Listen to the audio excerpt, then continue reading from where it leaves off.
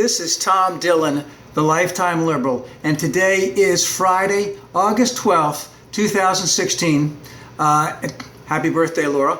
And the title of this rant will be Pieces of Silver, from Dr. Paul Krugman's article in the New York Times of the same day.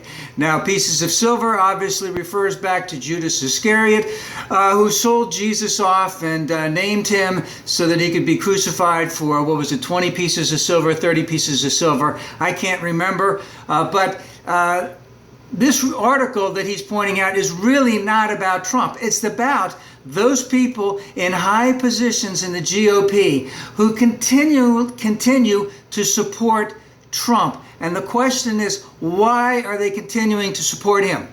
And if we go into one aspect of the two major ones, Paul Ryan and Mitch McConnell, let's just stay with Paul Ryan, who is basically a snake oil salesman. He's a huckster. He's a jiver. Everything that comes out of his mouth is doublespeak.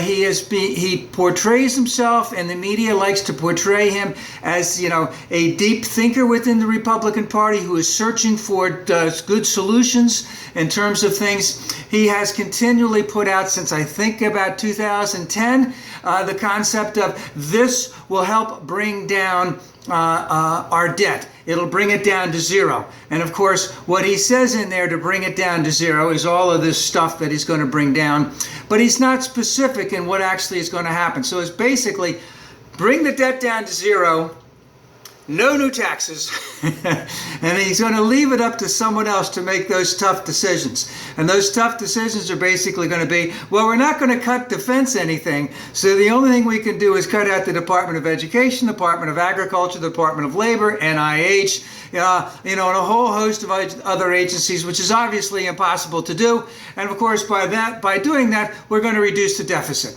So he's basically just a con job. And I also believe that since 2010, he has continually said that we are going to get rid of Obamacare. And even after Boehner got thrown out, he continued to allow Obamacare to be brought up for a vote so that they could pretend that they were voting to get rid of it, even though they can't get rid of it. And he has promised a solution very soon. For the last 6 years, very soon we're going to get a solution to the Affordable Care Act and Obamacare, and it has never happened because they can never come remotely close to providing the same type of care that Obamacare has. And of course, it's a good drawing factor for them to continue to get money because they can rail about it and they can continue to draw money. And of course, if they got rid of it, then they couldn't do that. So it's a double-edged sword for them. So why are they not why are they supporting Trump? And the question is that one, that they really aren't principled, and I would agree with that. They aren't principled at all. They want Trump to be their leader because he's not Hillary. As bad as Trump is, and even though he's worse than Hillary, and even though many Republicans will say so, he's their man, and they're going to stick with their man. Another reason might be is that they could be challenged from the right if they don't support Trump. We saw that Paul Ryan was challenged from the right. He won handily. That may not be the case for other people, but I believe that Bennett in Utah got challenged by the right by Mike Lee, and Mike Lee sent him packing, so to speak. Now, the third thing Dr. Krugman points out, which I would agree with wholeheartedly, is the big reason is the number 34.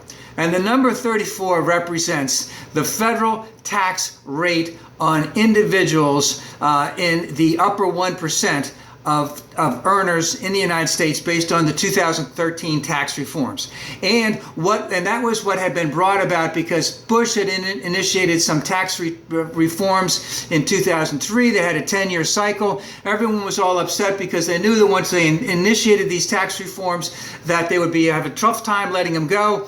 And Bush was saying, oh, no, we can do this, we can do this. In the meantime, he knew with a wink and a nod that 10 years come down the line, the rich would say, no, don't do this, don't do this. We need our tax relief. And of course, they tried that. And of course, Obama let it expire. Those taxes were raised. That's the effective tax rate for the federal tax rate, 34%. And of course, it will continue under Hillary. And I believe that she has also drawn up plans to increase that for the top 1% by 3.4%, and for the top 0.1% by up to 5%. And remember, that would just take it to 39%, which is pretty low compared to what it was in the 50s and 60s. And remember, Ronald Reagan got his start when he was working for GE, because he had GE Masterpiece Theater, which he hosted in the 50s. He traveled around the country with these GE guys, and they were all white, they were all like him, and they all complained about how much taxes they had. And of course, as a movie star, I believe in the early 50s, he was making $2,500 a week. I don't even make that now. A lot of people don't even make that now. But again, the best thing they could do was to cut my taxes, because $2,500 a week, it's my money and I got to keep all of it. So they're sticking with Trump strictly in terms of the tax types of things, and all other objections about Trump, and I don't need to name any of them, are irrelevant. And Dr. Krugman points out that this confirms what someone else said, I can't remember the guy he quoted, is that the gravitational center of the Republican Party is white nationalism. Let me repeat that. The gravitational center of the Republican Party is white nationalism. So let's just bring something in here.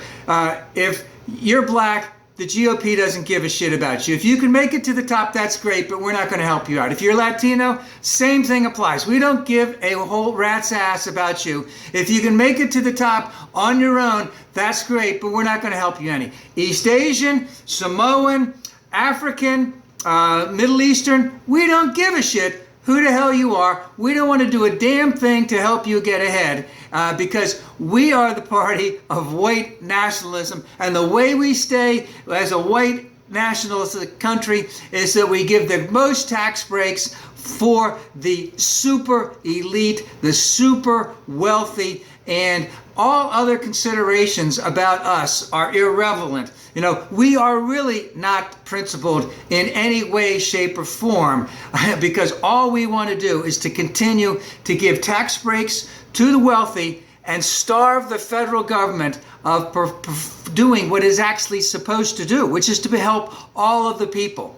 So this is, again, about the Republican elite within the GOP, our elected leaders, Paul Ryan, Mitch McConnell, and many others, who, again, every time Trump has said something in the last couple of weeks, the question has always been, you know, at what point in time are you going to throw him under the bus? What does he have to say that you will throw him under the bus? And we can see right now that for 20 pieces of silver, they will never throw him under the bus.